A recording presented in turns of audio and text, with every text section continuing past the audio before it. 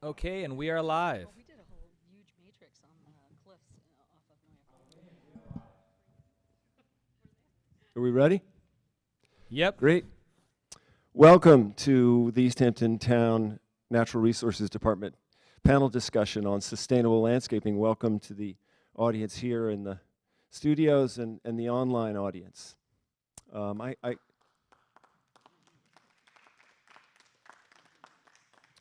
I want to thank our five panelists, one of whom is not here at the moment and will be arriving late, for giving of their time and expertise for the community. We're really grateful. Thank you. And I also want to thank Samantha Klein, who is an analyst at the Natural Resources Department. She really puts these things together. This is number 3. We did one on electric vehicles, another one on decarbonizing your home, and here we are with sustainable landscaping. The idea here is to get as much out of these 5 people as we can in an hour and a half. And let me explain a little bit of how this is going to go. Sam is going to be monitoring the online conversation, and people can add their questions to the chat on, I think it's below a YouTube. Yep. And those questions will be coming up during the course of the afternoon. And then if anyone in the audience has a question, please raise your hand. She also will alert me if I can't see into the darkness there. I think perhaps we might get a question. Can I have that East Hampton Star headline up? I think we might get a question about this. Maybe you all saw this. Suffolk County uses more pesticides, herbicides than any other county in New York State. 6.5 million pounds a year. Twice as much, actually a little bit more than twice as much as the next county, which is Westchester. We might get into that a little bit. We're going to cover the subject of sustainable landscaping in specific topics, which we're going to break down into lawns, native plants, keeping out invasives, supporting biodiversity and pollinators, water management, and of course, not using chemicals. Right. And we're also going to get into ticks, because anyone who either enjoys their property or works on their property is facing the issue of coming in contact with ticks. And Edwina Von Gaal, who's coming hopefully in about an hour, she's really the tick expert, so she's going to cover that topic. Let's see. Let me just introduce you briefly to each person, and they'll give a little bio when we get into the conversation. But we have with us Charlie Martyr, who owns and runs Martyrs, the well-known landscaping and nursery company, and he's been growing and tending plants out here for, a few years. Ken Maxwell is at the end here. He owns and runs a company that designs and installs restorative and sustainable gardens, Green Surf Landscape. Paul Munoz, to my right, owns and runs a sustainable property management service with a fully electric mowing and fully electric fleet. Edwina Von Gaal is coming in a little while. She, as some of you may know, is a sustainable landscape designer, and she also is the founder and driver behind something called the Perfect Earth Project.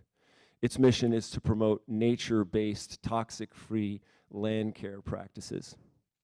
Finally, Tish Rehill, who's been in the full-service garden design and maintenance business here with her company Gardeneering for 3 decades.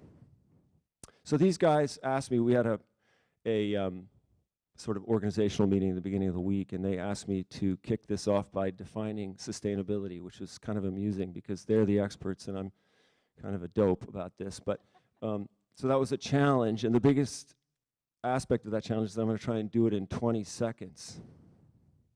And this is what I got. First rule, do no harm to yourself, your household, your neighbors, to nature, to our planet. Second rule, do good for nature, for the birds and the bees and every other insect, and for our planet.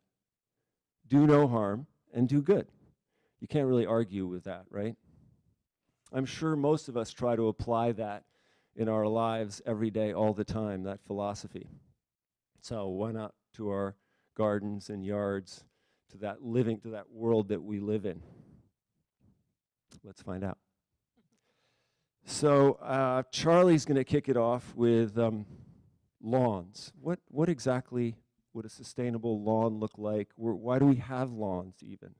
Just a little conversation about lawns. Great. We still have an hour and a half. I'll just take a few minutes. But anyway, organic lawn is typically could look like anything. It depends on how you want to develop it, what your objective is. I think you really should think about it as a garden. You have to realize your pre-existing soil conditions and how you're handling it that way, remembering that there's probably 0.0 square footage of the earth that hasn't been touched by man at this point, either through global warming or third house that's been torn down on the site, so that you're working with a totally non-virgin environment. So with that in mind, just briefly, how lawns started was basically there were sheep pastures around castles, and feudal lords would have green pastures that were lawn-like. And then pre-world, I break lawns into pre-World War II and post-war lawns. Pre-World War lawns had a wildly different character in that they had a lot of clover in them. Scots sold a product called Clovox, and you were encouraged to put more clover in your lawn. And then 1943, World War II came along, and German scientists invented broadleaf weed killers for obvious, not good reasons. And the war ended, and the byproduct of that was broadleaf weed killers and a lot of nitrogen. So voila. And a perfect storm, the invention of Levittown, so that all of a sudden lawns became a competitive American thing to do, to have a monocultured lawn, and started off this whole thing where, you know, if you made it to join a country club, their lawn was sort of ever more perfect. So your lawn should be like a country club. And there's a lot of things that kicked in there that drove the lawn craze. Pre-war lawns were lumpy and character-like because you didn't have the equipment to grade them like laser graders and things. So there was water retention when it rained. There'd be puddles in the lawn, and that would retain water. The importance of clover in a lawn, as I think it's pretty well documented now, is that they act like beach umbrellas for protecting the ultraviolet rays for the grass. It's a companion plant, in other words. The leaves are high protein for earthworms. So when you cut your lawn at night, the earthworms come up and eat the clover and then go back down to escape the robins in the morning. And so you get aeration and worm castings. So that's kind of what happened. The difference between an organic lawn and a chemical lawn is you probably can't see it, but you can feel it with your feet. When you walk on a organic lawn, it feels soft, really nice and soft. But when you walk on a chemical lawn, a lot of times it'll feel like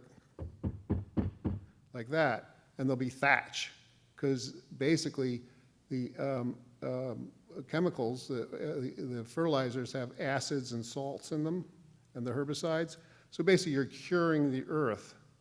And if you took chemical nitrogen and put it on an earthworm, it would turn it into jelly. So you have no biological activity. Whereas an organic lawn, you're feeding the soil all the time. You're improving the soil all the time. You're top dressing with therapeutic composts, and you're working with the inconsistencies of your non-virgin life in the environment. So that's kind of, with a chemical lawn, you're just putting water into the plant, you're putting soluble chemicals and trying to keep them in the plant at a certain level, and you're sort of on 24-hour watch to see what's going on there. And then you're using a lot of water and also making a cocktail for the aquifer. So I think the one thing that's going to drive organics even further is the importance of the little water that we have left on this planet. And whereas Shelter Island already can't water their lawns unless they truck water in, when we start seeing those kinds of restrictions, which are sort of coming, then you'll see that okay, how do we sustain a green grass throughout the summer? You need deep roots, and in some cases you say, okay, let it go dormant. It's all right, let it go brown. It'll come back in the fall when it wants to. So you have to kind of work with your lawn that way. Not. Are you succeeding in selling these notions to your client base? Well, I don't proselytize them.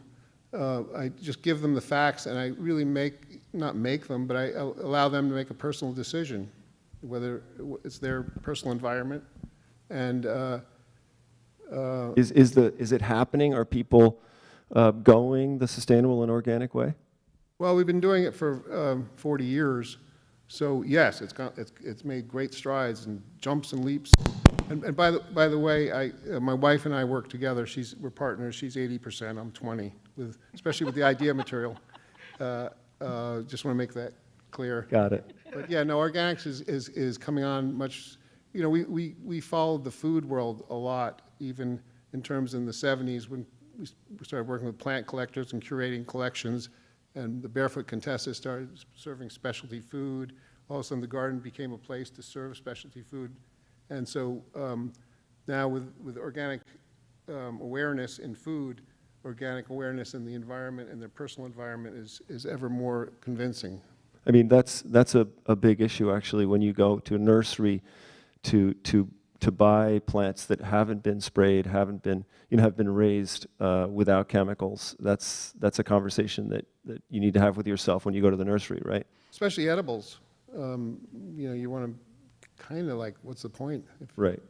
I have an interesting statistic here. Homeowners typically use 10 times the amount of pesticides and fertilizers per acre on their lawns than farmers do on their crops. I mean, this is from a thing called pollinatorpathway.org, but I'm sure that's, that statistic is probably pretty close. Yeah, I believe you. Ken, I want to just take that chemical line of thinking and ask you, is it possible to, how do you do it without chemicals? Is it, you do it without chemicals, so. We don't use any chemicals. And I'd like to, it's kind of what Charlie said about embracing the inconsistencies. We explain to our clients that we can't control Mother Nature. And again, we don't try to preach to them, but we try to make what we do relatable based on two simple premises. Where are we? And what was once here? What's supposed to be here? And then also get them to ask themselves, how much do they really need and how much more can they give back to nature? And when we get them thinking about those two kind of concepts, it's easy for us to deliver, why we're saying this. Like, we're not saying this for our own good. Well, we are saying it for our own good and our children's good and everyone else's. But they tend to buy into our practice a lot easier after we go on a more philosophical level. We explain that when chemicals are used, even with those little yellow signs, if you're aiming for ticks and mosquitoes, like most people say, just go out in your yard and see everything, or don't see everything that's not there. Because sure enough, all the moths, all the butterflies, they won't be there for a few days. They'll come back, but it will be a barren landscape. I want to definitely get to why that's important, because I think people should understand that. But can you deliver a garden that meets their aesthetic expectations after asking those two questions and getting them to think about those things? Yes, absolutely. I think human beings are conditioned by their own environment. We're trained to go in certain directions that we think we should go in, and it applies to the plants and the trees that we surround ourselves with. I think for the vast majority of people have very little understanding of what a native plant palette looks like and the extent and diversity of native plants around us, even just here on Long Island. And when we take them through those visuals and the ecological functionality of each one of those plants, they tend to support our vision, our collaborative vision. We let the plants do what they're supposed to do. I'd love to hear from both you guys, Tish and Ken, the case for natives and then the case for, well, what's wrong with having invasives? I mean, why is that such a problem? Maybe you could start with, well, maybe Tish, why don't you start with the case for natives? Well, natives are one of the easiest things to maintain, let's face it. They're suited to the soil, they're suited to the environment. Obviously now with climate change, that will be taking effect on some of the natives also. I mean, you can see what's happening to the beaches, you can see what's happening to the pitch pines, and that's just from other things being introduced, insects from other areas. So natives are great because they can withstand a lot of poor soils, which a lot of us have because we live on a moraine. They tend to not need as much water. Well, when I first did my house, we kept some of the oaks in and to provide shade during the summer when we were just establishing the house and the garden, and we didn't have any irrigation, and we still barely have any irrigation on the property. And everything, then eventually we took trees down as things got bigger. So natives are great for that aspect. They're also great for the flora and the fauna, sorry, not the flora, the fauna that we need here, all the pollinators. They are very important, natives are very important to that. And I mean, there's so many people who go to California, they see the poppies all over the fields. Oh, isn't that beautiful? Well, yeah, that's a native, So why can't we do that here? There are asters, there are liatris. There's a beautiful liatris that's native to here, and it comes up and it's gorgeous, and we can do that. It's just about helping people understand the beauty of seasonality rather than just having it for that June, July, August. So less maintenance, less water usage. Less water, less fertilizer. I mean, fertilizer. Years ago we never picked up, we picked up leaves off lawns, but we left them in the beds. I mean, when we were doing privet, we blew all the leaves into the privet. It's like, leave it there for the winter, and that's a great mulch, and it'll break down, and you don't have to mulch it the next year. But I think the problem with landscaping sometimes is people get into the habit of selling more rather than what is actually necessary.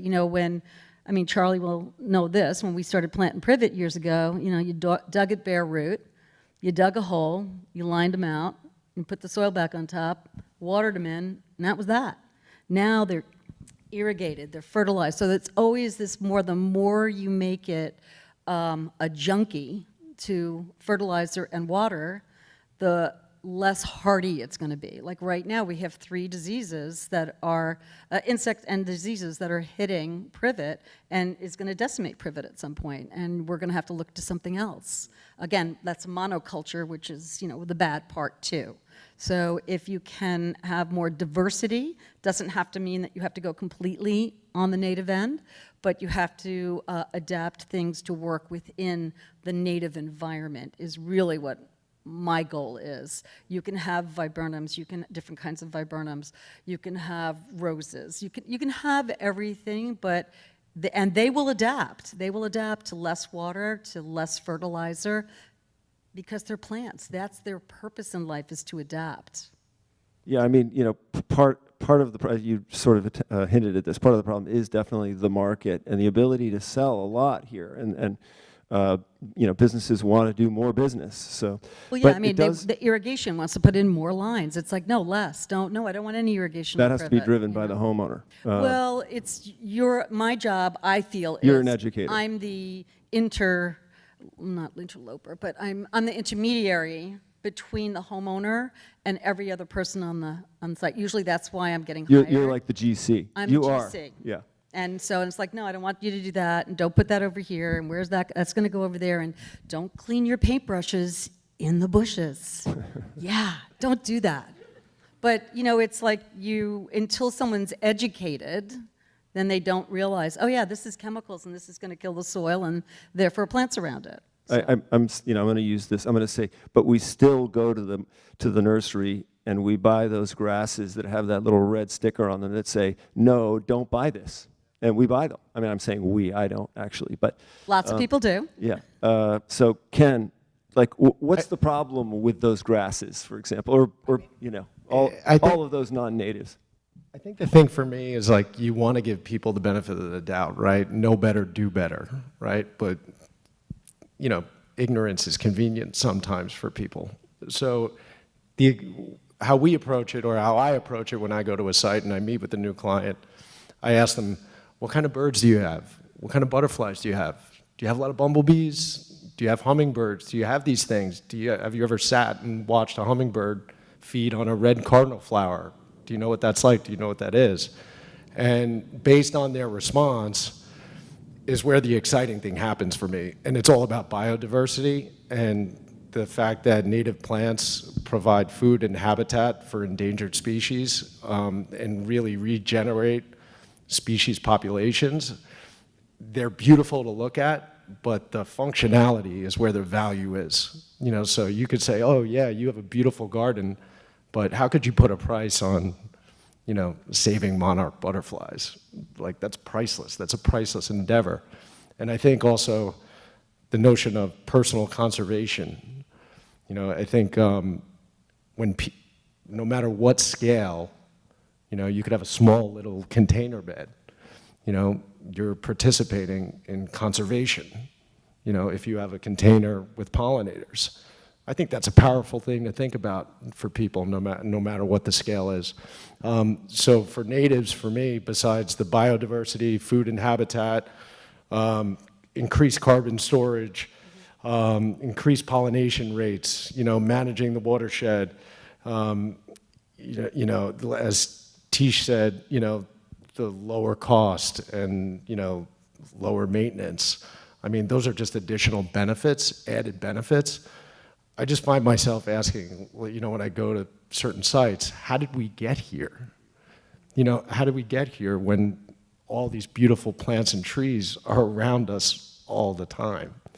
I really took to your comment when we were talking a few days ago, where you said, people put water filters on their water systems. They take great care not to use PFOA to cook, cookware with PFOAs, all that stuff. We take great care inside our homes, and we don't necessarily apply those same metrics to the decisions that we make for our outdoor environment. I think you said that. Yeah, for me, I think there's a lot of people who drive Teslas whose properties are covered with invasive plants.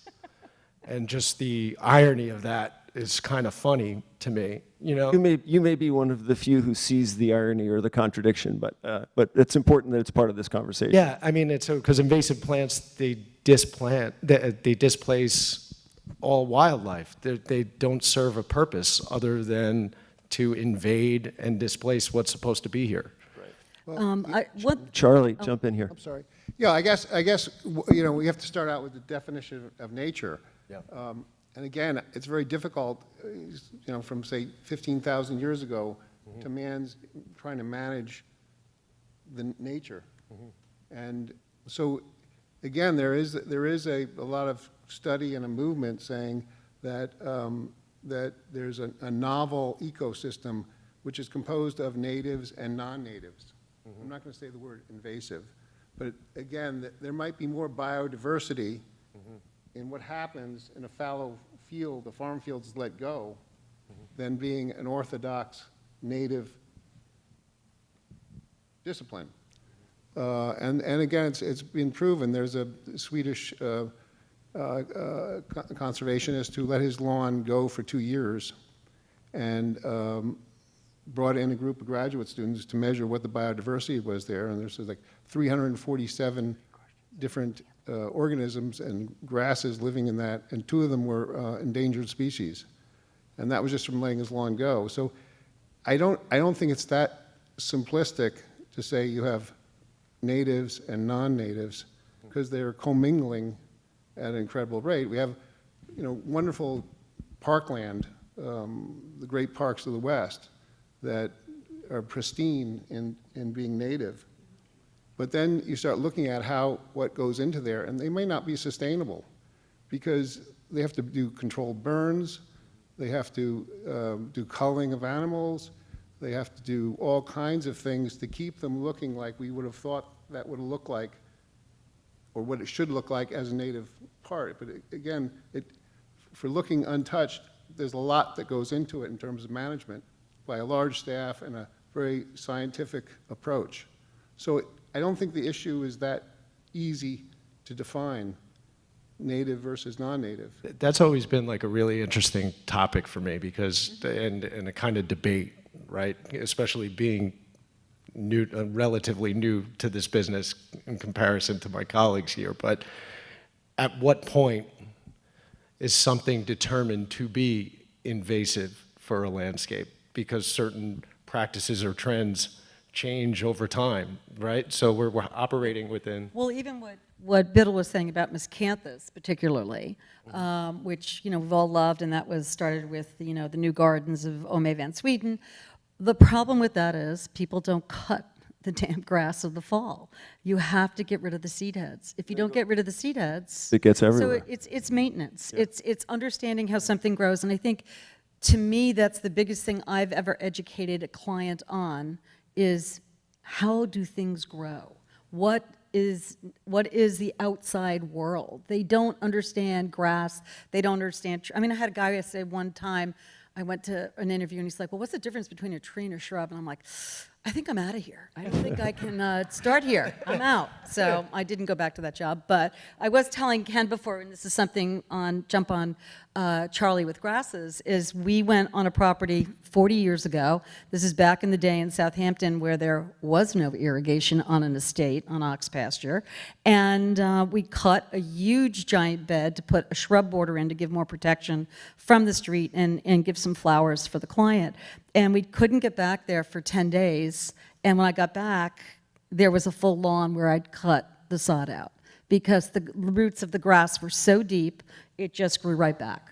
Down 1.5 inches, but it was all back. So it's amazing how resilient grass is and plant material is. I mean, they really will live with a little bit of care, not even a lot of care, because that's what the earth is about. I mean, things live here. Paul, I want to bring you into the conversation on around two subjects. You're on the board of Change Hampton, correct? Steering committee. Steering committee, okay. So definitely want to get into pollinators and what we're trying to do in this town around creating a pollinator pathway. But before we go there, sustainable maintenance, that's your thing. What does that mean? What does that look like? How's it going? Well, in listening to my colleagues here, I've jotted down some ideas. I think Charlie brought it up best, where people are coming to the realization that organic is good just like food. It seems like landscaping follows that trend. So we like to take it up another level and think building food and habitat is great for our pollinators, but then our current practices, or most current practices, are destroying all that we've built by going and blowing out the beds in late February, early March, or using gas equipment that's leaking all over those healthy native beds. So we have an approach where we are mindful with the maintenance of all these great things that are creating all this biodiversity. And it's also good for the employees, it's good for the homeowners, their pets, and for the earth, like everybody mentioned. So when you say it's good, what is it exactly? Using electric equipment, being mindful of the use of electric equipment. Just because a blower is electric, I'm not saying it's better than gas or it should be the alternative. I think the best thing would be no blowers, and then, take it from there. So are people warming to the idea of leaving leaves on their lawn and leaving leaves under their shrubbery as fertilizer? Is that something that's catching on? I mean, for the last 30 years, as Charlie sort of explained, we've gotten to be almost like we vacuum our properties. I think so, and it's, finding the right approach with the homeowner and being very particular and not being so cookie cutter about it. Because that's part of the problem. The industry has become so cookie cutter, You know, people mention it's just about selling more. So it seems like we're in an addiction, the maintenance crews and the homeowners, because the industry's just selling all that addiction. Yeah. What you're saying is that there's a business model out there that is just as ineffective as the consumer, because basically the maintenance model based on cutting the grass, pumping the grass, making it grow, cutting it twice a week with big diesel mowers, and keeping that crew going all summer on that schedule. So there's a whole shift that has to happen there to not, as Tish was saying, or I think you're saying that you know, to break that business model and mow it every other week, or you know, because organic lawns have to be mowed. The hotter it is, the higher they are. So that's. And I know it's so funny because that's the worst thing people will say is like, "Oh my God, the lawn is so long," and I'm like, "Well, what is wrong with that?" You know, I like walk out from my lawn to my pool and across it, and it's like, "Oh, look, my toes all have clover between them, little flowers between them. Who cares?" You know, it is about getting them away from the golf course feeling lawn, like they want it short for the weekend, and it's like, doesn't have to be. Like you gotta. And it is constantly about education. You all are educators. I mean, you have But to sort of that's really you have what to it sort is. of bend the aesthetic curve here a little bit. And if I we could actually- just add Oh, real that's quick, maybe this is a subject for a complete webinar, but for the landscaping crews that are out there saying, you know, we'll have less work, I'm the idea that actually this is just changing how we do our work, but the work will be there. Oh, yeah, I mean, It's a different way. We raked lawns back 40 years ago. I mean, I raked a lawn 40 years ago. So raking is not that bad, and I'm with you. Let's have no blowers. No more noise. Well, there's a bumper sticker there. Bring back the rake. Bring back the rake, baby. Sorry, you were gonna say something. Yeah, Elliot? And that needs a lot of manpower to rake, by the way. But if somebody's addicted to the model of a golf course, monolithic lawn, there's still seed mixes that organic seed mixes that you can get them to look along those lines. So there's options. You're still feeding the soil, but you're using 4 different types of fescue, and it's organic seed, and it's maybe it's really set up because seed ranges genealogically tremendously. It's like you can buy inexpensive seed that's worthless, and you can buy really great seed that's really valuable. So not all seeds the same, and so you can go in the monoculture model and still be organic. So I think there are options throughout the whole range of people's objective. So Charlie, here's actually we've circled all the way back to lawns, which is so interesting. Here's a question about lawns from someone who lives on Hog Creek. I've been afraid to use any fertilizers on my lawn. Scott's is now marketing Long Island fertilizer that purports to be safer for waterways. Is that true or not? Without knowing exactly what's in that fertilizer, are we feeding the soil or are we trying to impregnate the plant? If it's something that's enhancing the biological and the biome in the eco environment, then very possibly it could be good. If it's not, if it's just a public relations ploy to sell this fertilizer, then no, it's not good. Maybe could you explain just a few techniques around lawn fertilization if that were required? Well, the best thing that we do find is we do custom compost mixes. We have when we call therapeutic compost mix with biochar, which is returning carbon to the earth, very old technique from South America.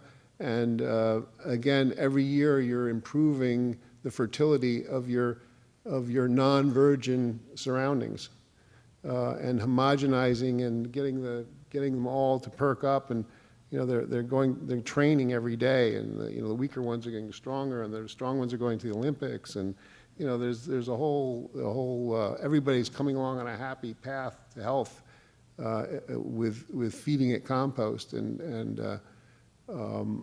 that's for us that is the most effective, and top dressing with greener manures it's the most effective way to get plants to be healthy and shine and look wholesome, look good enough to eat.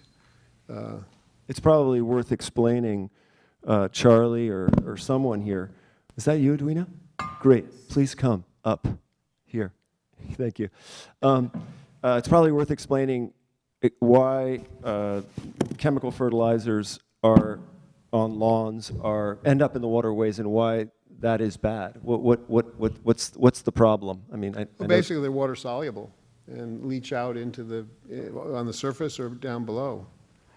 But you know, and I think one of the other issues in terms of getting back to natives versus non-natives is, would you rather have a native that is eaten by a four-legged mammal, goat-type creature, that we, you know, we're not managing because we want to manage nature, but we're not managing this one, or a non-native that will grow in that environment and provide green and coverage for all kinds of insects, birds, creatures.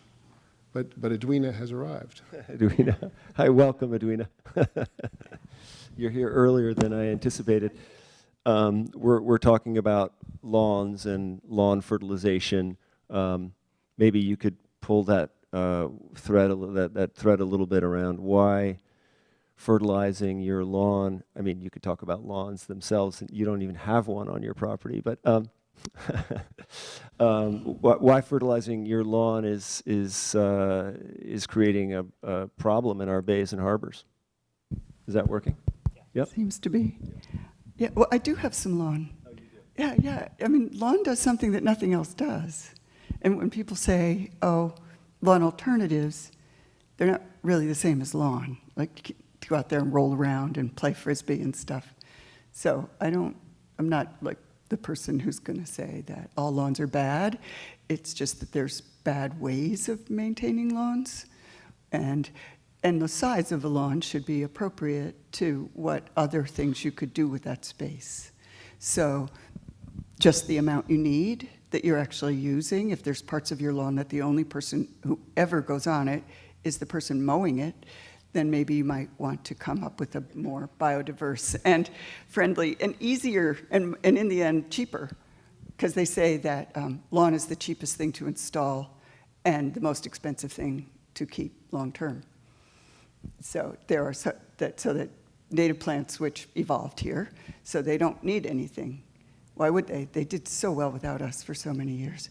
And so, so why do we dump all this stuff on our lawns? Because we're stressing them. We're taking plants, we're stressing them out, and we're asking them to be something that they're not really naturally designed to do, which is to be cut short and a monoculture. So if people want to see a lawn that's monocultural, which means no broadleafs in there, then you start adding chemicals. I actually worry more about the pesticides than the fertilizers. I think that the fertilizers are fairly simple but even organic fertilizers, do add nitrogen to our waterways. But nobody can really test for pesticides, so we have no idea what's happening with the amount of pesticides that are being applied to our lawns, because they're too expensive to test for them, and there's so many different ones. Mm-hmm. And they're sort of the silent killers. Mm. And so they run off into our waterways, and yeah. Yes, more than just the waterways. I mean, they're absorbed through your skin. Yeah. So if you're sitting on that lawn, they're or all your kids are around us. playing on the lawn, or Right. your dog is lying on the lawn, it's a direct contact thing. And I always love to get this in, that many of the lawn products that are used, particularly pre-emergence and the broadleaf killers, are hormone disruptors, and hormone disruption translates as erectile dysfunction. And so it's kind of the thing that, like, that's not what people are sharing. We knew you'd liven up the discussion. Paul, let's segue to, we were going to talk about pollinators, and this whole conversation has been to a certain extent about biodiversity, and what's why do we need that? I mean, I have to ask stupid questions to elicit this conversation, but what is it about creating a pollinator pathway and creating and encouraging pollinators and pollination? Why is that something that we're trying to achieve? Well, And what do you guys? What is your steering committee steering? well, the first question would be, well, the answer to the first question would be, I guess we all like to eat, that would be the most relatable thing for pollinators, for people to understand. And then as far as Change Hampton is concerned with restoring and creating new pathways. And there's actually a great example going on currently at the town of East Hampton Town Hall.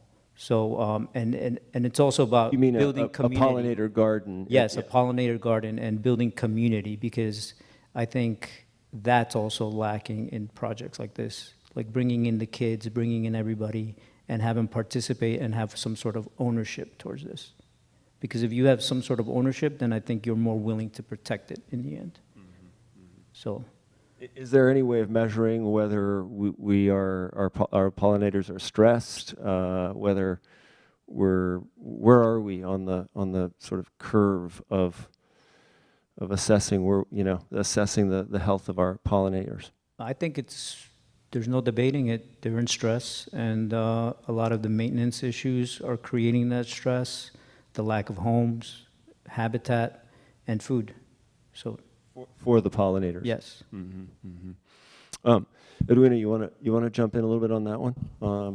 Because I know that you're a Which part of that? just where are we on the health of our pollinators in this area? I mean, I know you and I have talked about the dragonflies some years ago disappeared around Accabonac, and now they've come back a little bit. Yeah, they're less susceptible to the sprays we use in our landscapes than fireflies, which are probably a better indicator species if you're looking at a really visible change in populations in our home landscapes or our managed landscapes. And because and it's related to, as we know, we've lost a third of our birds, about 3 billion since the 70s in North America. We're looking at over 60% of our insects populations. And these aren't necessarily the unusual or the rare ones, because it's actually the ones that live in the areas that we are changing, which is, what lands do we change the most is the lands we move into. Excuse me, so those are the lands that we're taking over for homes and all, and so those are the birds we're used to, but every time we build a new home, if we don't provide habitat, they're losing their homes. And so, and a lot of it and so it's chalked up to loss of habitat, use of pesticides. Obviously, insecticides kill insects.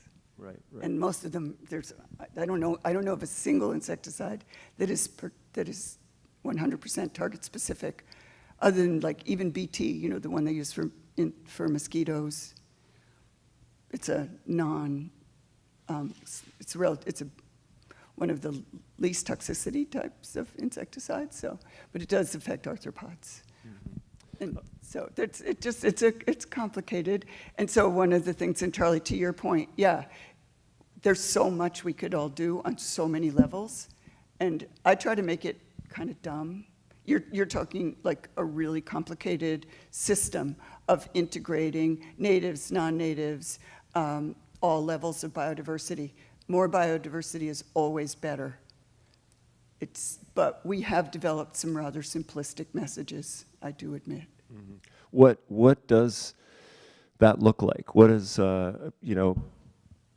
Paul mentioned the pollinator garden at Town Hall. Like, what is that? What does that mean exactly? Does someone want to jump in on that one? What does that look like? What would my garden look like if I were to really create the perfect pollinator garden?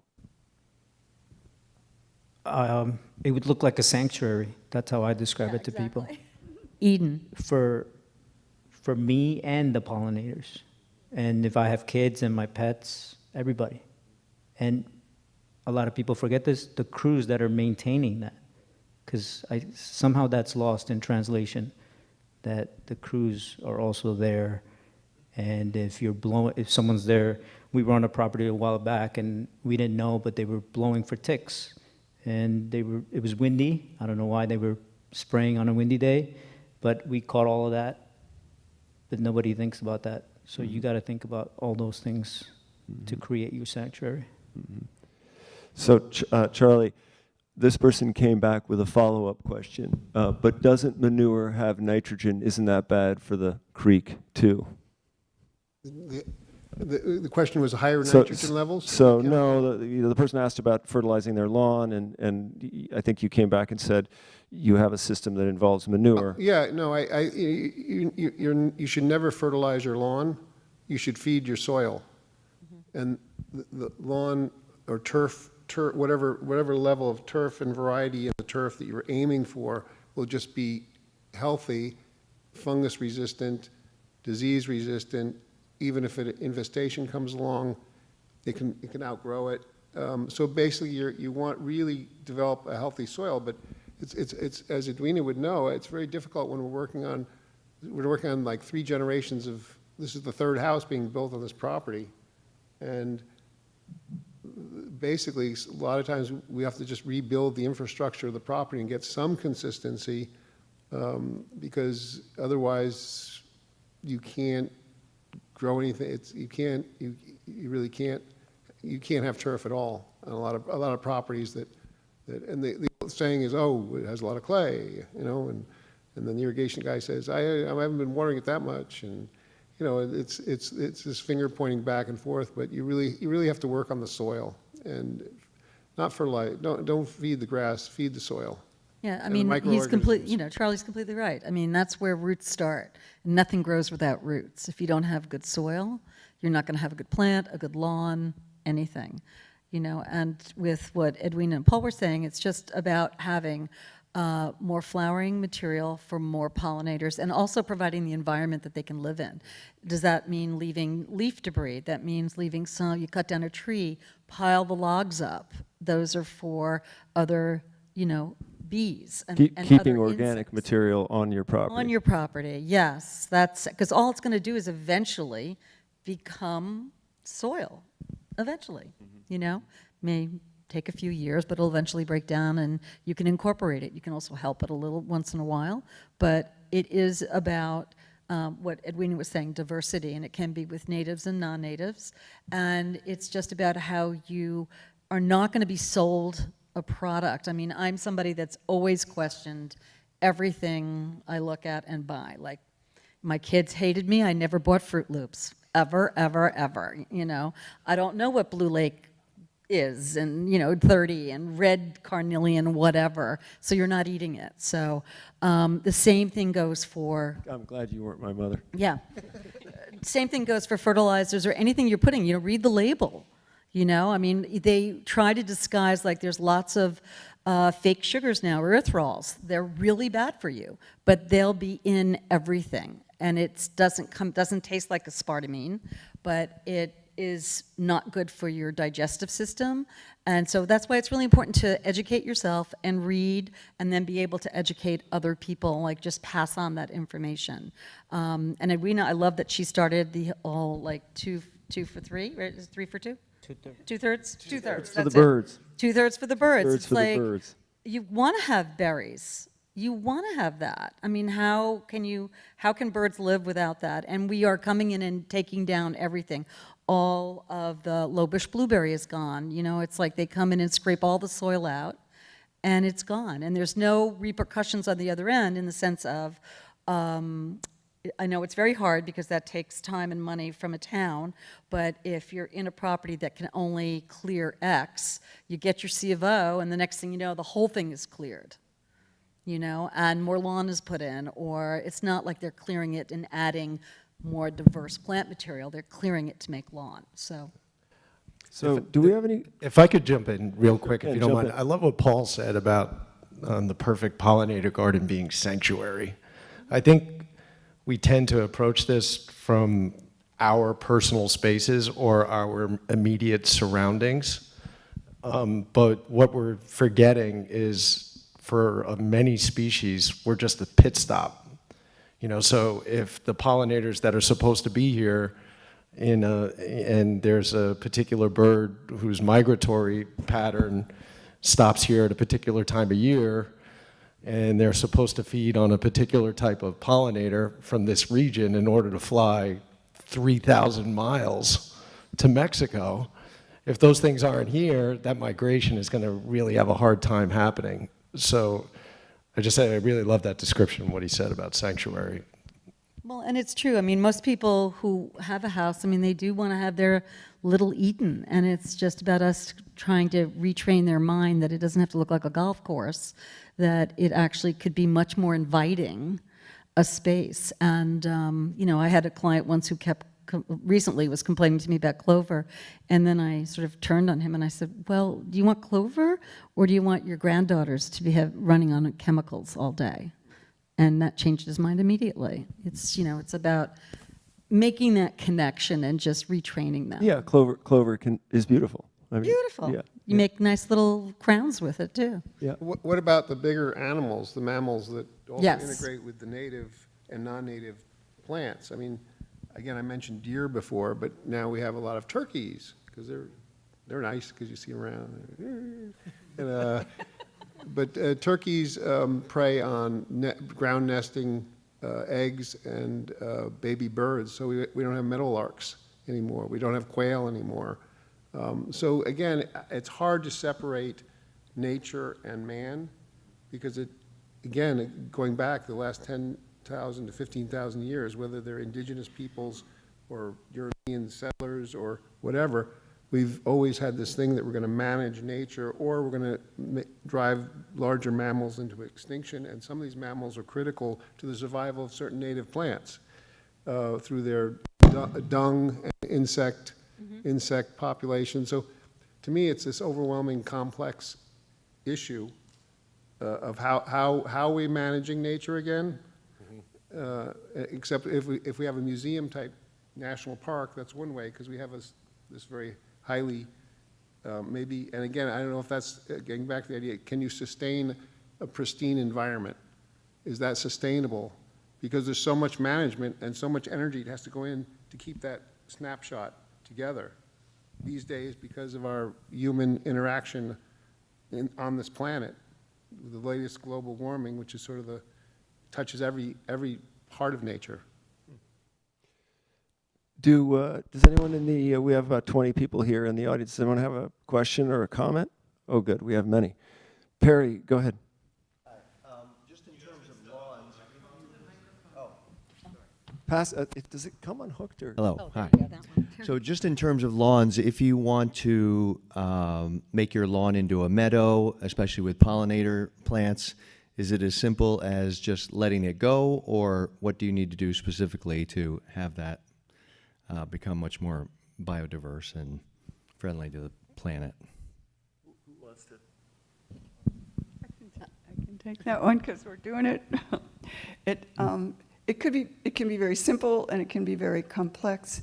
A lot has to do with your wish list, your expectations, and so if you just stop mowing, it will take a long time, and eventually it will revert. Although you'll still need to mow. Any meadow is an arrested state of succession, so it has to be somehow returned each year to meadow with mowing. So otherwise trees will move in and shrubs will move in, so you'll get secondary successional.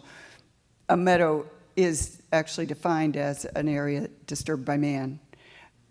So that we took the place of the original big herbivores by burning. And now we still have to do something to keep it meadow. But once a year would be fine. Generally you rake it off. But that takes a long time because you're waiting for the native grasses to overtake the non-native cool season grasses, which are what constitutes your typical lawn. And they often, if they formed a really tight mat, or you might get things you don't want. So there is a big conversation in the world of meadow making now about whether or not to use Roundup. I guess you could probably guess where I stand on that one. But because if we don't try, how will we ever learn? But basically what you need to do is strip off what's there and plant something back. And you can plant, so smothering is a good way to do it. And it all depends on two things, your patience and your expectations. Most of the fancy meadow gardens that are going in now, including the one at Town Hall, are display gardens. They are not meadows. They are gardens. It's called a pollinator garden. It's a garden. It's not a native or natural state. It will require lots of care. But if someone wants a lawn, I've actually been to Mr. Burns's lawn. If he wants to have that lawn as sustainable as possible, as healthy as possible, and as, you know, do no damage and do good lawn, what can he do? Just not fertilize it, not water it as little as possible, only mow it every 2 weeks? I mean, what are the things that make his lawn sort of meet a standard that's acceptable under sustainability practices? So what I like to, when I get a new client, is I ask, what resources do you have? And usually they're dumbfounded because they're hiring me. So I take a look, and most people have the following.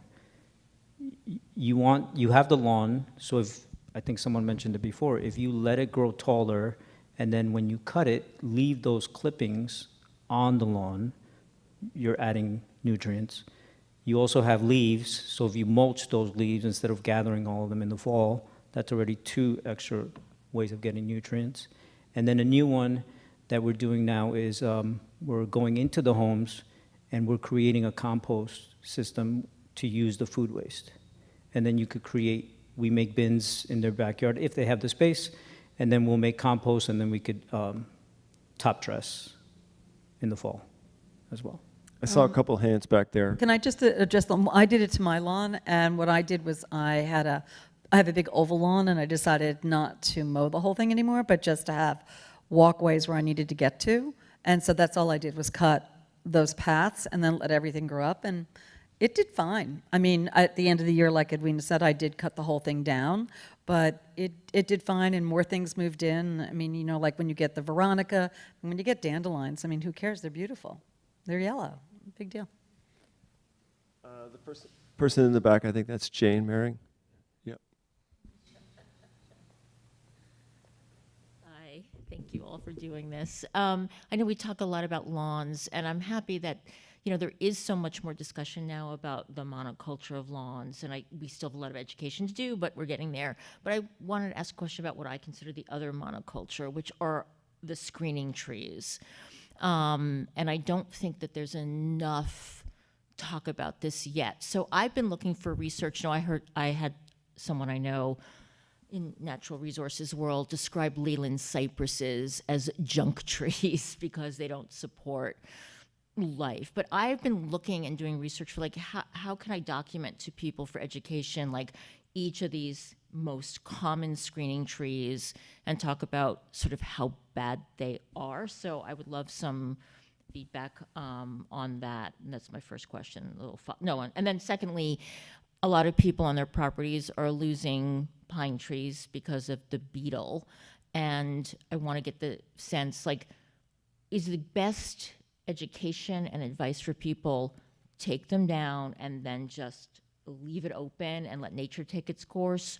Or if there's a certain type of plant that you would say, all right, if you need to fill in some gaps, this is acceptable, or this is an okay thing to do?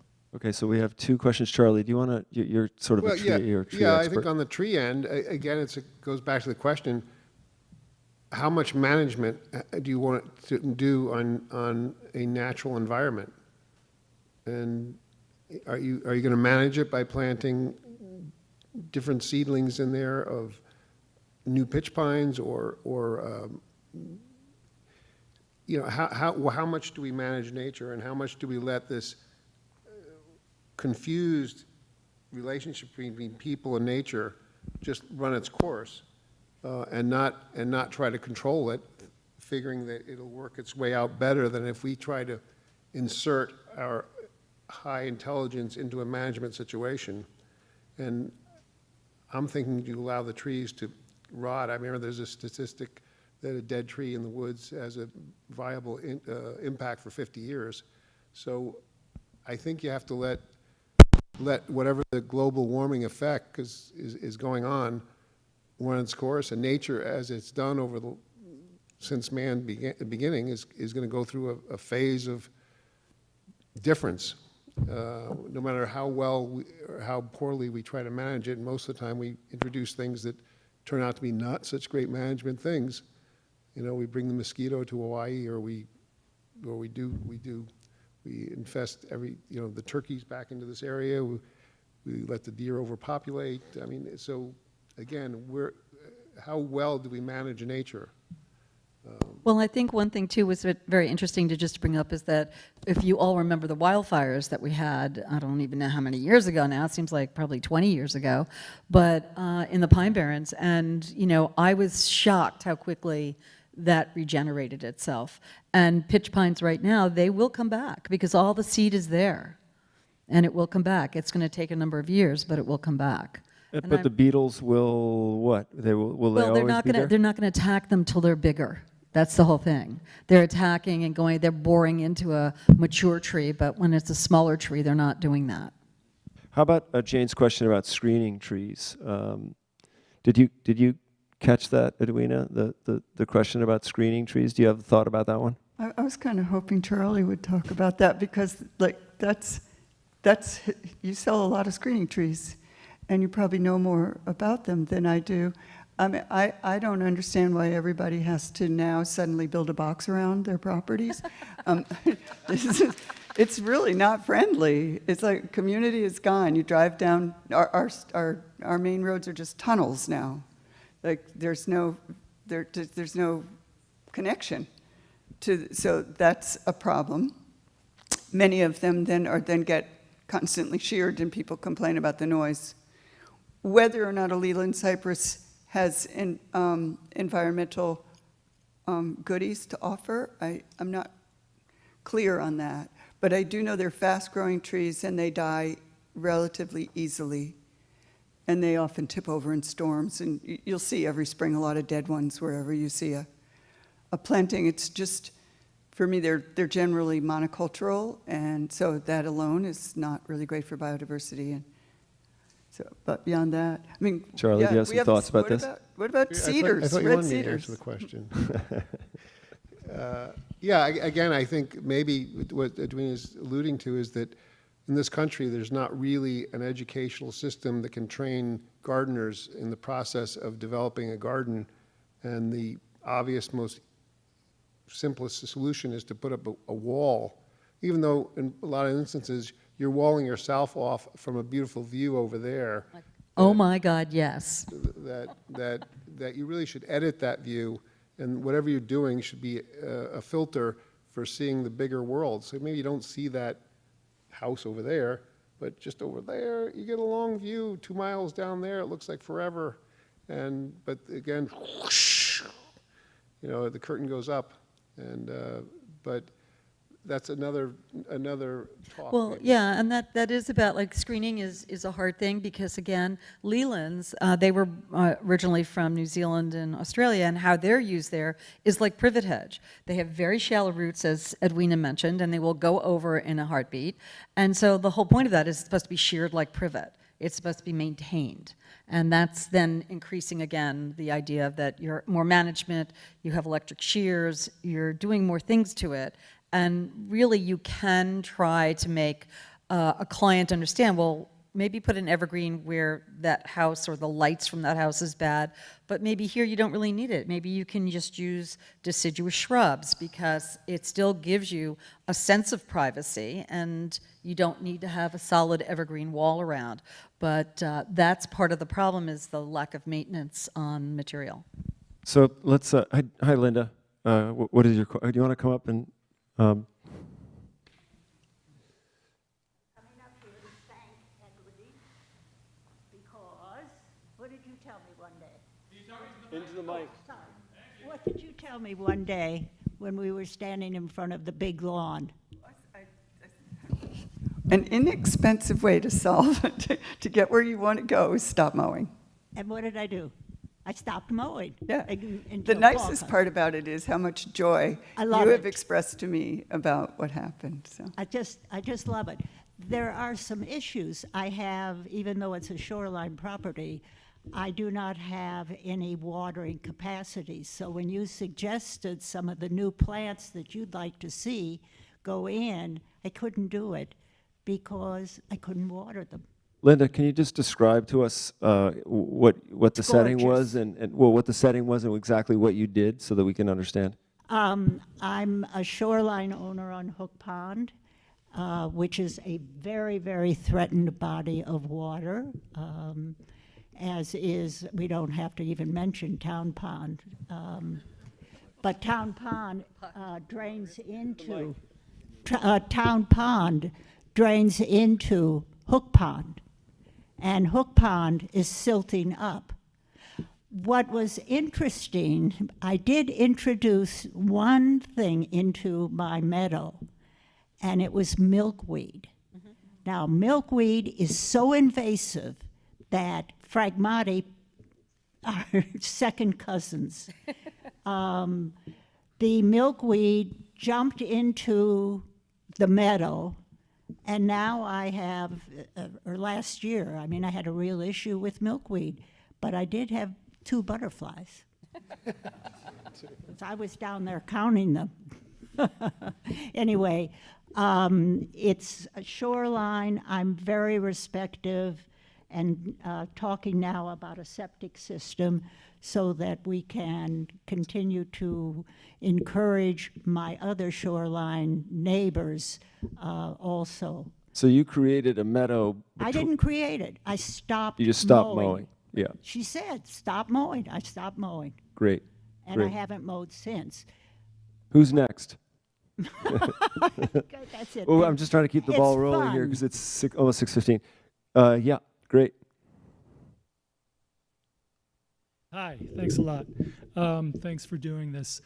My question is, I mean, I've heard a lot about the why and a little bit about the how, but I really am more interested in the how to encourage the pollinators, bring the birds back. I've heard about, keeping the leaves, stop mowing. We did that, but we want to rewild part of our property, and I want to put plants in there, but I don't know where to look to get. How do I find out what are the native plants?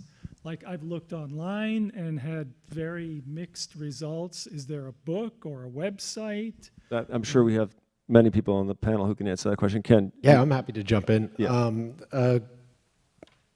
A great resource is the National Wildlife Federation as the United States North America ecoregion map, and that's where you start.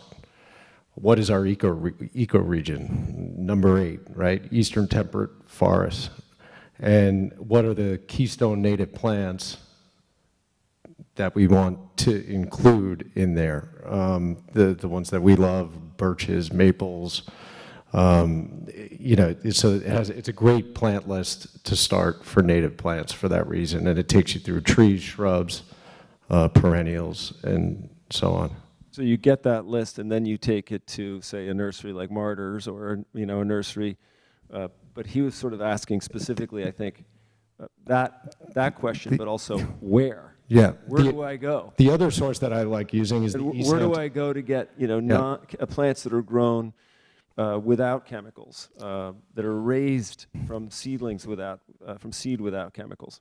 But also specifically plants for the east end of Long Island, that will thrive here. Glover Perennials they're great, and they list Long Island Provenance plants, Northeast Provenance plants, so you could get very specific with that. Glover has an incredible website. Yeah. If you go on there, I mean, unfortunately, he doesn't sell except wholesale, but you can buy it almost at any garden center. But if you go on there and you actually put in, his website is amazing. Jim has taken it to another level. Shade, what kind of soil, time you want the bloom, and he generates everything he sells that will work in that space. Charlie, So you it's sell really you good. sell plants, so you probably have something to say about this. Yeah, no, absolutely. There's all kinds of Ilex verticulata and all kinds of berry-bearing plants, native and non-native, that will provide. Last winter, I was out walking the garden for an hour and a half with one of my good friends, customers, clients, and it was 7 degrees, that 7-degree day. And we came across this stand of hollies that we'd planted. They were actually Nellie Stevens hollies. They weren't native hollies. And the fruit had dropped, and there must have been 75 robins eating the berries and puffed up and acting like starlings around this feast of food. So, I mean, again, I like to think about mixing natives and non-natives and into a novel ecosystem.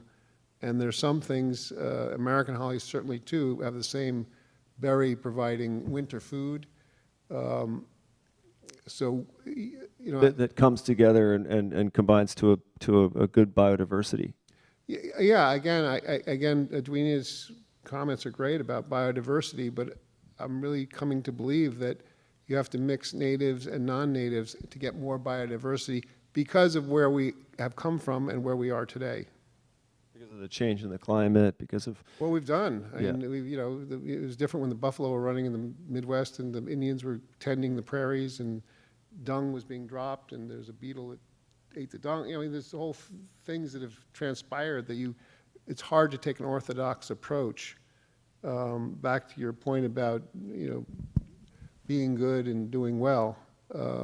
It's not as easy as just say what natives. It's again, the birds are adapting to, you know, there's all kinds of animals that are adapting to man, that just is, you know, is just making everybody's behavior different. So you can't just go by, you can never go home again.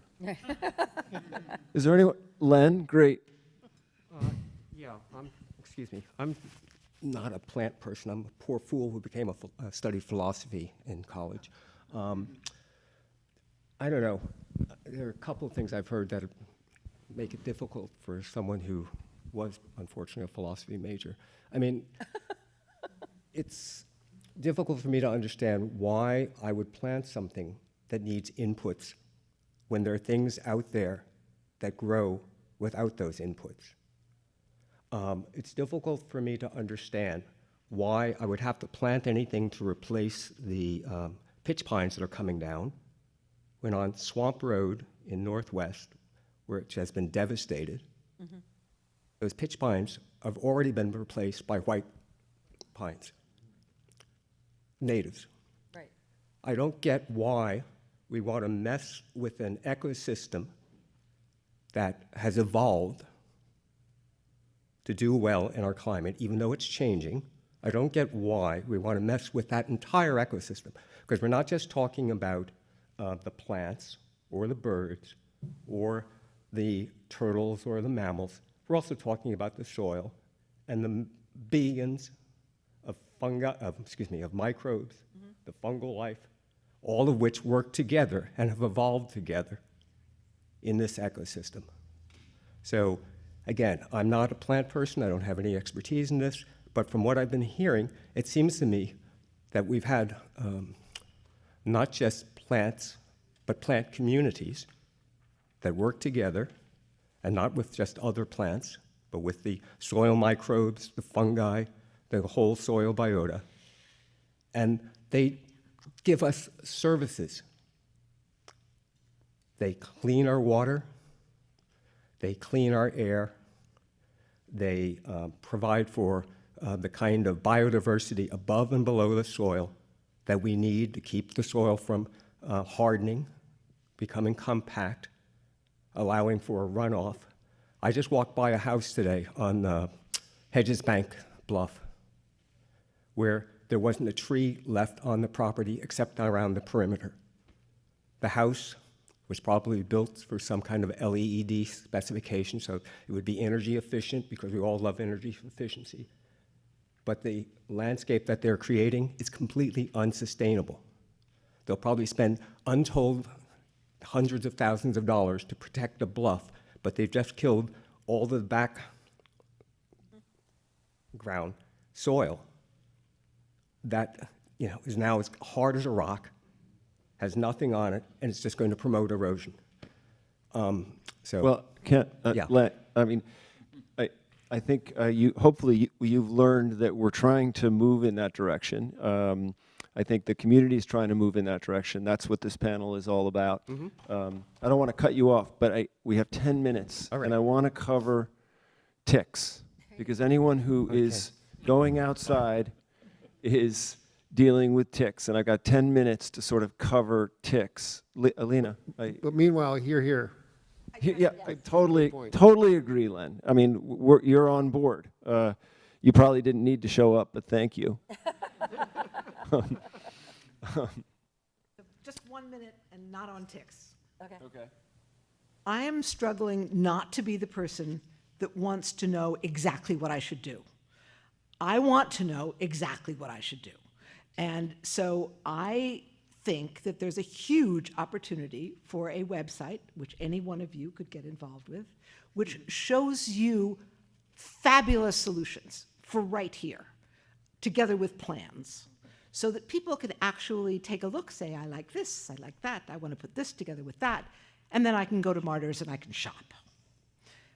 I want incredible practicality. I'm going to sit down now. I sort of feel like the Perfect Earth Project does that. We don't have to. Okay. Others are doing it better. Okay.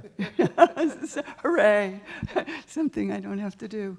Yeah, Wild Ones is a national organization that now has an East End chapter. They have aligned with major garden designers who have designed native plant gardens that you can choose according to your locale. There's Rewild Long Island, which will help you. Hampton is working. There are a number. What are the other ones, Paul? Pollinator Yeah. pathways. Yeah. So they do exist, and when they come back to me, I will.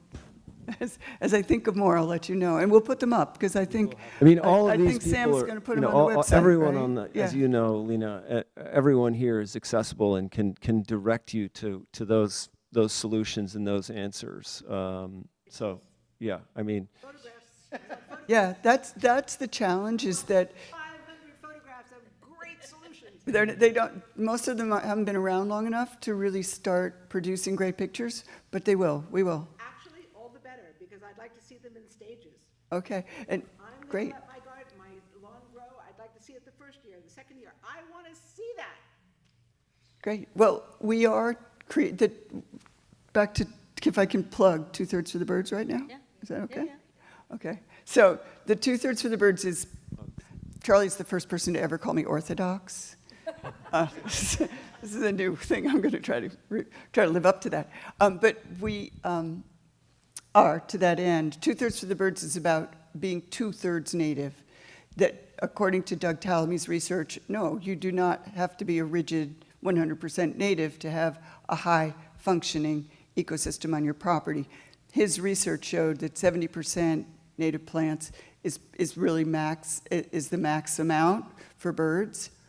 And so, now, he was working with chickadees, so you could say maybe other birds have a different opinion. But it worked for me, and since 70% is kind of 2/3 and it rhymes with birds, I started 2/3 for the Birds to encourage people, because people are more attracted in a way to their bird populations. They can understand that better, respond to them better than me saying plant native plants all the time. So plant native plants, don't use pesticides, and reduce as much as possible invasive plants, because what they do is move out into your neighboring wild places and start to replace, like, come down Springs Fireplace Road sometime and see what's happening with miscanthus. But yeah, so the idea is that 2/3 for the Birds is a self-regulating community. So if you will sign up on the list, you put your name in there and say, I'm committed to this. And ideally, lots of professionals will do the same. And we have a case studies page, which we will hope to build out, which is that. Not so much plans or anything as pictures. So we want everybody to share their pictures, but please do sign up, and that'll be on the website. So when we're talking about pollinators, I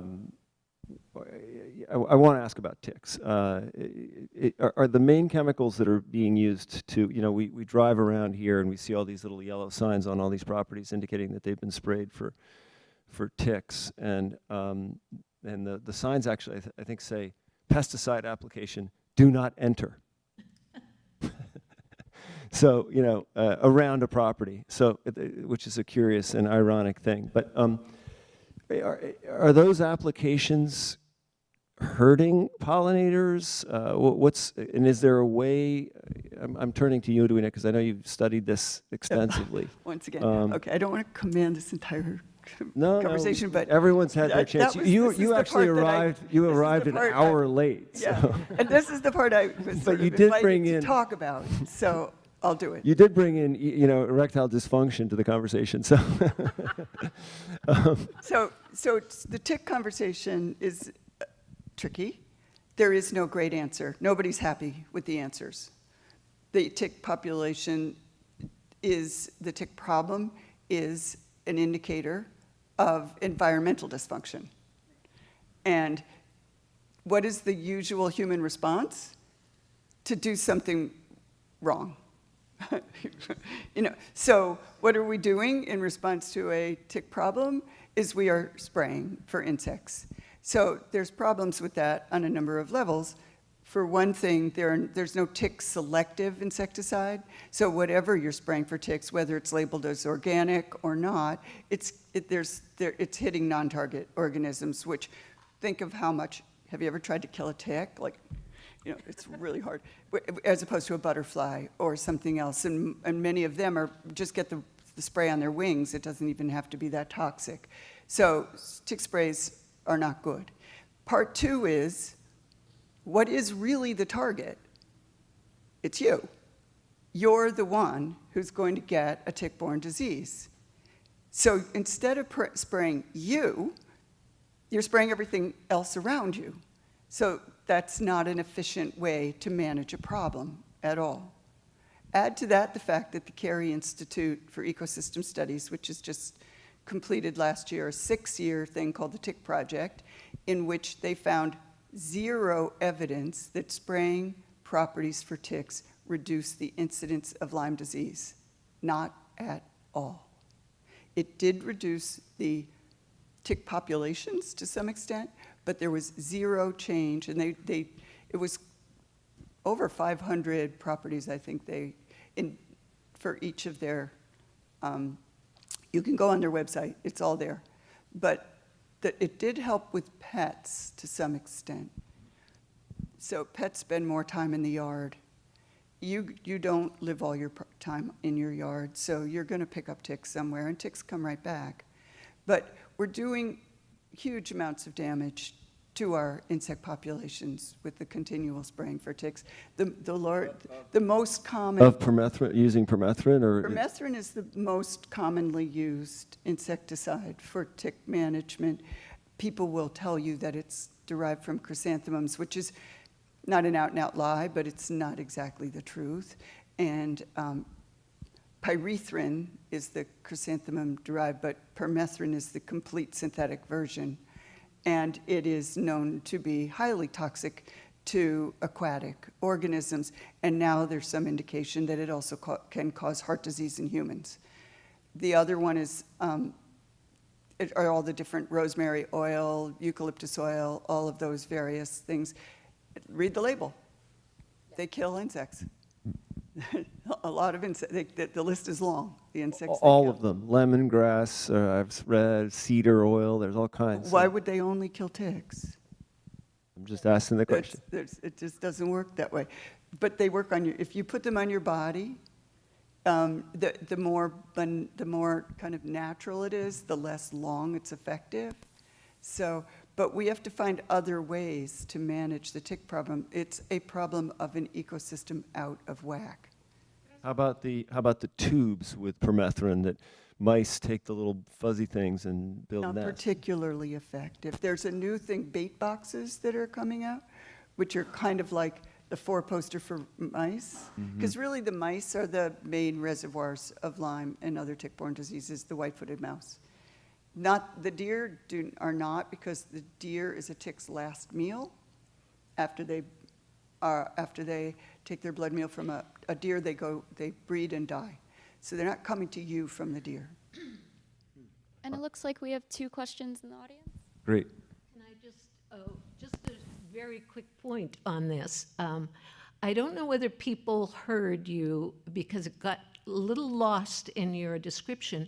You're talking about the need to spray yourself, not the yard, and that got a little buried in that conversation. Yep. I just wanted to add one quick thing. We get a lot of mail at Change Hampton, people asking a lot of questions, but also suggesting things. And recently a woman by the name of, I think, Joan Riebman, sent me photographs of a tick suit that she had designed for gardeners. And she has trademarked it, and she's got a website, and you can order them. And they're not exactly like hazmat suits, but very close. And so I think you go to ticksuit.com and take a look. She said she's an avid gardener, but she's had Lyme disease a couple of times, and she doesn't want to give up gardening or getting rid of her invasives and planting her wild garden.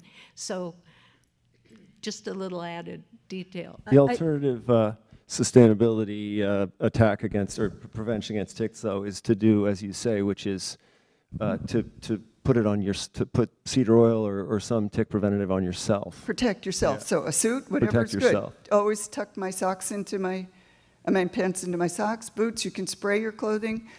There's a permethrin spray that people do use. Sometimes I have to.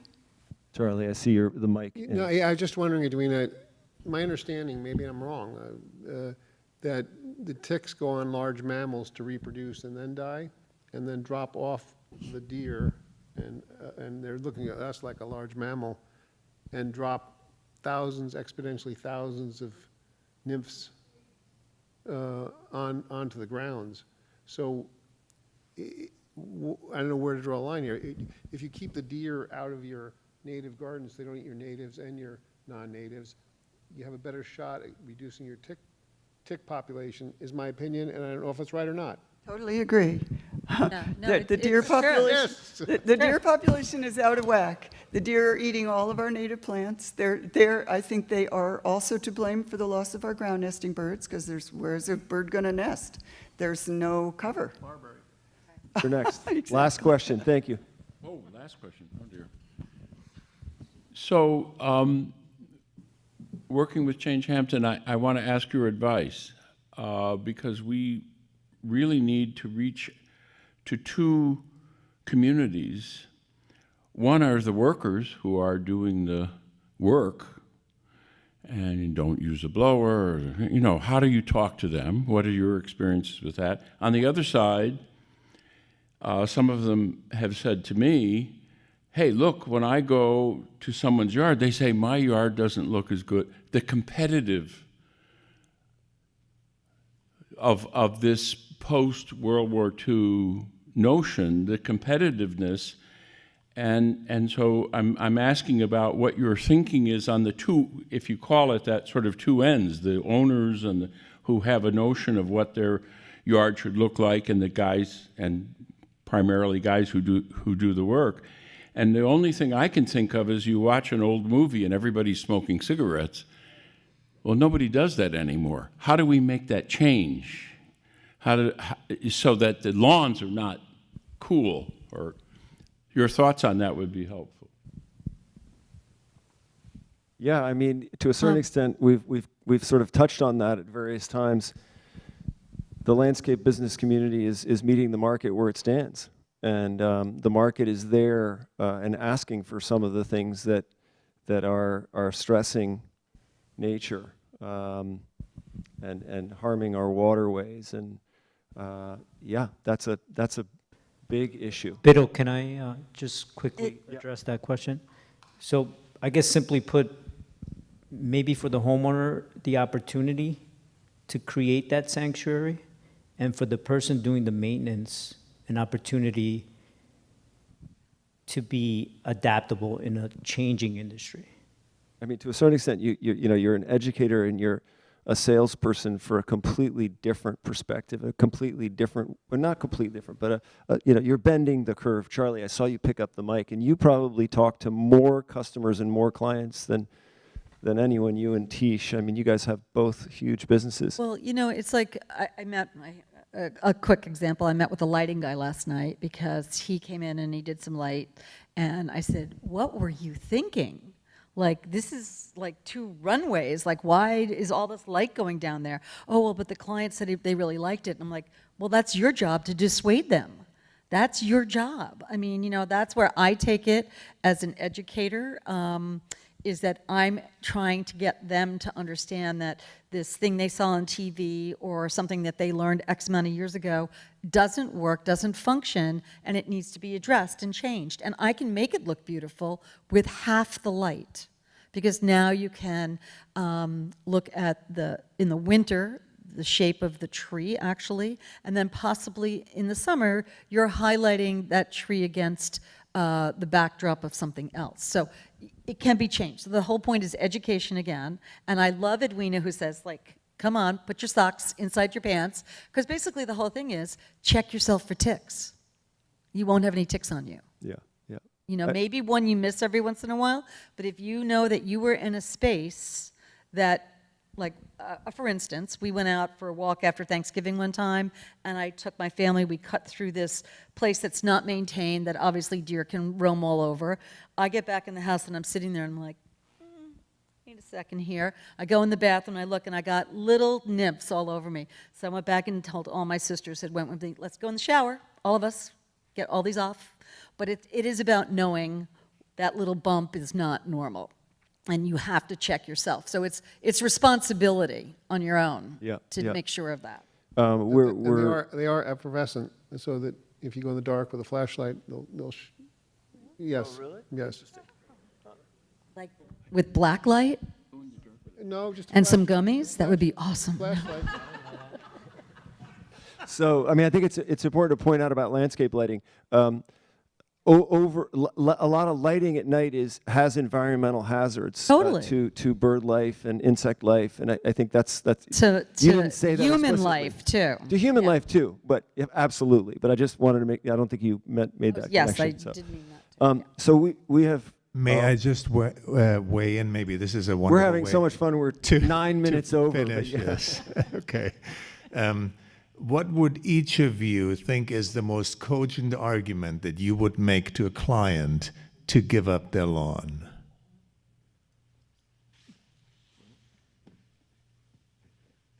Well, I would say first, cost. And there's, as you go out exponentially. How about quiet? Well, quiet, give up your lawn, quiet. It will be a much more beautiful habitat at some point, but it's cost, it's workers, like what the particulates that are getting into the air from blowers and head shears and everything else. I mean, it's bad enough when pollen, luckily I'm not affected by it too much, but pollen comes out and the trees come out and they're really pollinating. I mean, people can't even live outside sometimes. But I think basically it's that, just start. And it's all education. Are there more other reasons? Well. I mean, I think the thing that wakes people up the most is always their pocketbook, right? Yeah. So totally, it's that's what's really going to hit home first. So I agree with that. I think I think after that, stewardship. What are you doing for the land that you live on? Are you contributing to the health of your property, or are you destroying the health of your property?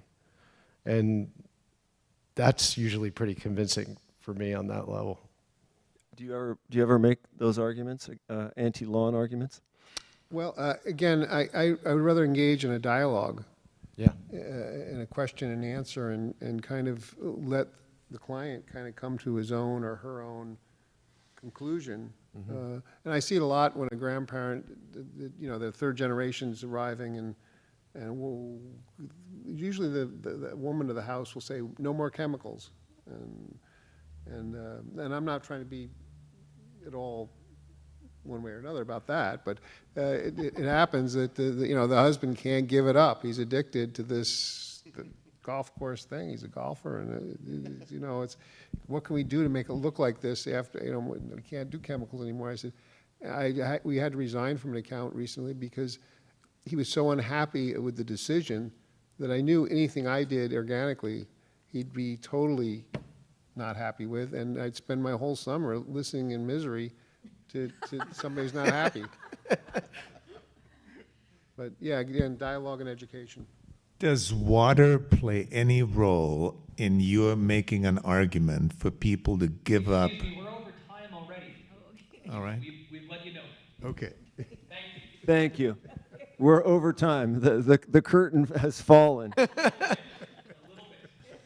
Does anyone have a poem or a closing remark? Thank you for doing this. Thank you all. Yeah, Thank you so much. Thank you for coming.